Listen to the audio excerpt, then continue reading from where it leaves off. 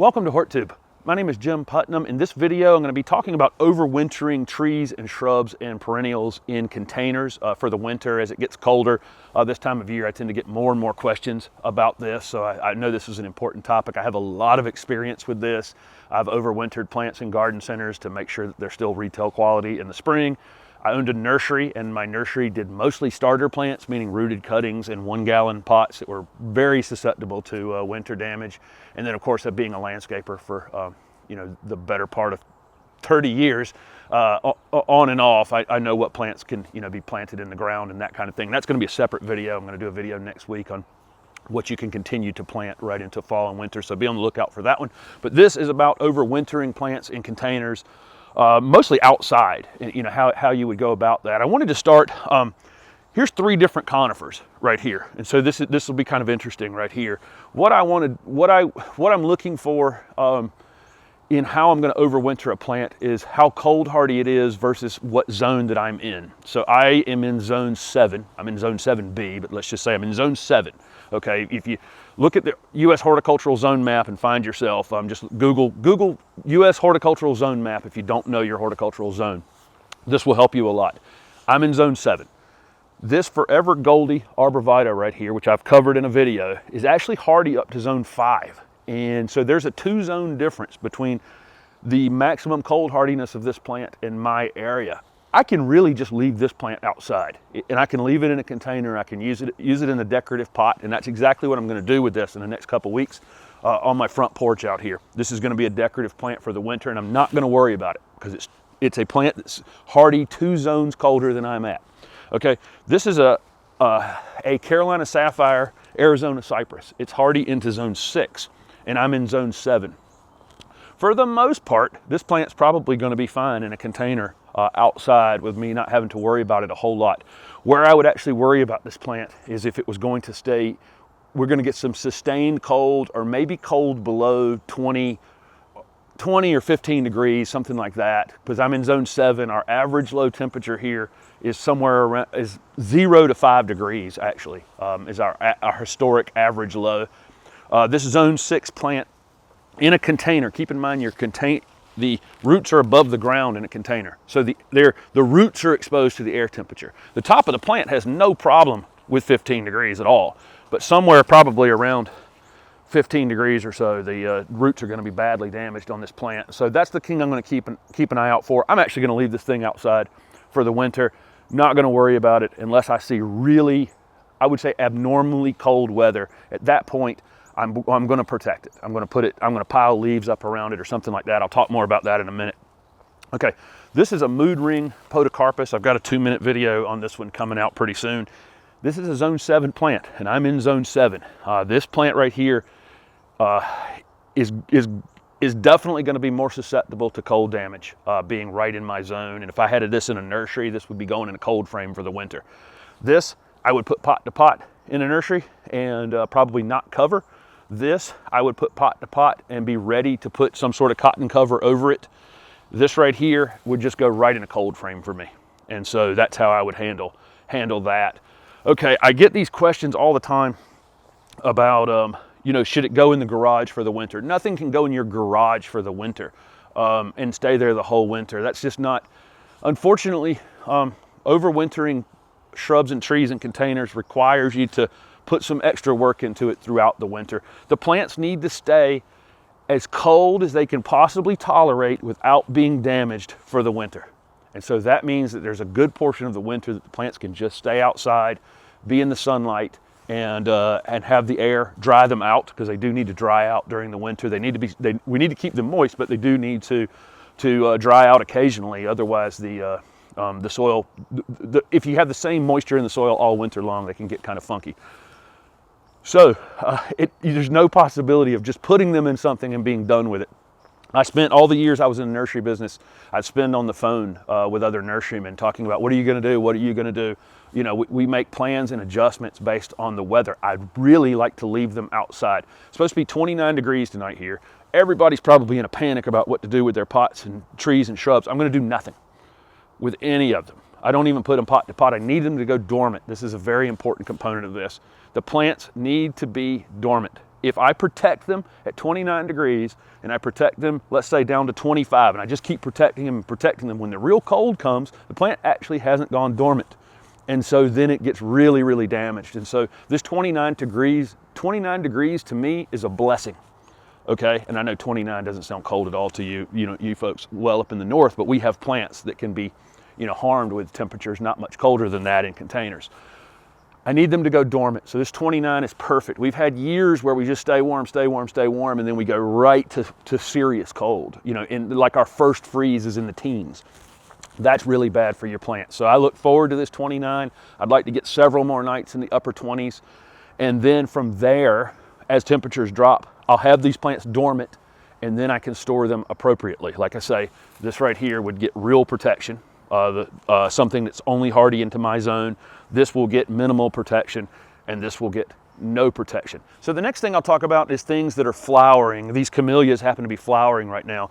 And the flowers that are fully open like this, 29 degrees, could potentially burn these, damage them a little bit. And so, that's going to be a concern of mine. I'm actually shooting a video on these two camellias right here, and so I don't want them damaged tonight. I'm actually just going to put them up on my screen porch. 29 degrees is not going to hurt this plant. And these are camellias. They're hardy into zone 7. I do need to winter protect them more than some other things later in the winter, but 29 I'm not worried about. I just don't want to get the frost directly on the flowers. So that's what I'm going to do tonight, but I'm not going to go crazy protecting them from the actual cold. I need the plant to go dormant. Just don't want the flowers damaged. And so that's how I'm going to treat these camellias tonight. Lots of you may have pansies planted and things like these flowering cabbage and kale, that kind of thing. I'm about to put some pots on my front porch with these. These are winter hardy. Both of them are in my area, pansies and the cabbage and kales through the winter time. And these will, as it gets colder, turn purple in the center. I've got some white ones I'm going to be planting as well. These surprisingly, the pots can stay frozen, for about 24 hours without any problem. If it looks like it's going to go beyond that, I'll actually just pick them up off the front porch and bring them into the inside just for a few hours to let them thaw out. The main thing I'm worried about is desiccation on any of these. If the pots get frozen solid, the winter wind is extremely dry, and the wind will move across the top of these plants, and they'll take the last of the moisture out of the top of the plants. Call that desiccation. That's what actually causes the damage on the plants. Another thing that can cause damage is the actual temperature on the roots, and so that's another thing. Some plants the roots are more susceptible to actual cold air temperatures, but for the most part, what's causing our winter damage, like I say, is desiccation. Just wind blowing across the top of the plant while the pot's frozen and it can't access any additional water into the top of the plant. These are some hoops that I bent. These are top rail fence posts that I've bent. I've got this in several different videos. I've got the end walls right there. I'm going to be putting this structure back up in the next few weeks. Like I say, I'm not worried about it while it's in the upper 20s. These plants need to go dormant. They need to go to sleep. Don't put them in any kind of structure like this before they get a little bit of cold on them. But the things that are only hardy into zone 7, I will likely put into this house. The things that are hardy into zone 6, I'll just reserve like a cotton cover, or they can go in a garage or a screen porch or something overnight. And then the things that are hardy into zone 5, I'll just put pot to pot and leave them be. So very important here, water is an insulator, and we want to keep the plants moist during the winter. It doesn't mean we want to water them, but we do want to make sure our plants are moist, especially before deep cold periods start. And what happens here, especially in the southeast where I'm at, is we will get some abnormally warm days for a few days, and then typically we'll get some sort of rain event, or possibly, snow, whatever snow we get, which isn't much. And then, the temperature just absolutely crashes during those warmer periods. If I have something stored in a house, I'll be opening the ends on it to make sure that the house gets some colder air into it, and the plants don't start waking up. And I'll hose them, and I'll water them during that period of time. Things that are all pot to pot like that, I'll do the same thing. I'll just saturate them well. I don't want to water them a whole lot of times during the winter, but when I water them, I want to water them very thoroughly. If you've bought plants, like let's say you've bought plants at a garden center and you don't have time to get them in the ground before it gets cold, or it's just too late to plant in your area, you're in zone 5 or 6 or something like that, These plants have fertilizer in them. They have slow release fertilizer prills typically in the top of them. It's just, the fertilizer that the nurseries use. That fertilizer will continue to release a little bit during the winter time, and that fertilizer can build up in that container. So keep that in mind. That's another thing we always did in the nursery business. We get a little warm streak sometime in January or February. We take all the covers off everything, and we water everything thoroughly, not just because water is an insulator, but also to flush that fertilizer out of the pot a little bit. Otherwise, it just builds up over time, and that fertilizer can cause some strange things to happen, especially as the new growth starts in the spring. So keep that in mind. Flush the pots when we water them. And you don't have to water them very often because the plant's dormant. It's not going to be using a whole lot. But the water keeps the pot from freezing as easily. And also, like I say, leaches those nitrates from the fertilizer as well. If you have herbaceous perennials, meaning plants that die to the ground and then come back in the spring, that would be things like daylilies and hosta. You guys know all those types of things that just die back to the pot. Sometimes in the pots, if I'm overwintering them, let's say I'm putting them in some sort of cold frame, I'm putting them pot to pot and maybe putting some sort of row crop cover or something like that over them, I actually do go ahead and cut that old foliage off of them. And because sometimes it can cause rot in the crown of the plant because those containers are going to stay so wet. In the ground, I do not clean that stuff up until after the winter. And so because it's an insulator for the ground, it's like having an extra mulch on top of it that where that hosta dies down just completely flat to the ground.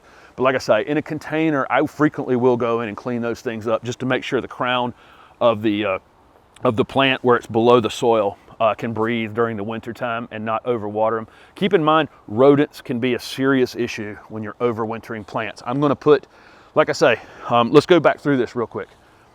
A plant that's hardy in 2 zones more than mine, I'm not going to worry about it for the winter at all.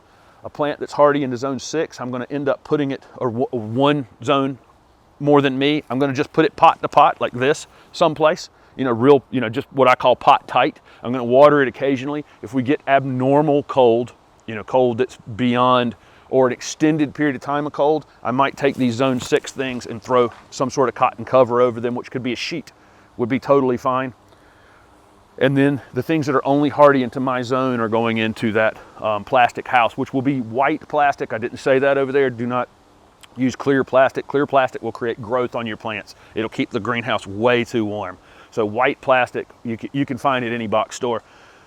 Back to the rodents. When I put everything pot to pot like this, that's going to be you just created the warmest spot in your yard, especially if you're putting something in a cold frame or you're putting some sort of cover over it. Rodents are going to be drawn to it for sure. So keep that in mind if you want to put some sort of control for them under there. Most nurserymen have to do that because when we uncover in the spring, they've gone crazy. It was very warm under those covers for the winter time. So to wrap this up real quick, one of the main things I want you to get from this is this little bit of early cold is a good thing. We need to get these plants dormant. Do not overprotect your plants early, in the mid or late fall, because if you don't get them dormant, the real damage is going to occur in January and February. So this moderate cold at the beginning of the season, just let it happen. It may sting a little bit of new growth on some things. It's just not that big of a deal. It can be quickly pruned off in the spring on most things. Not a worry whatsoever. I am going to do, like I say, a little protection on these open flowers, and that's it. So good luck with protecting your plants outside through the winter. Thanks very much for watching this video.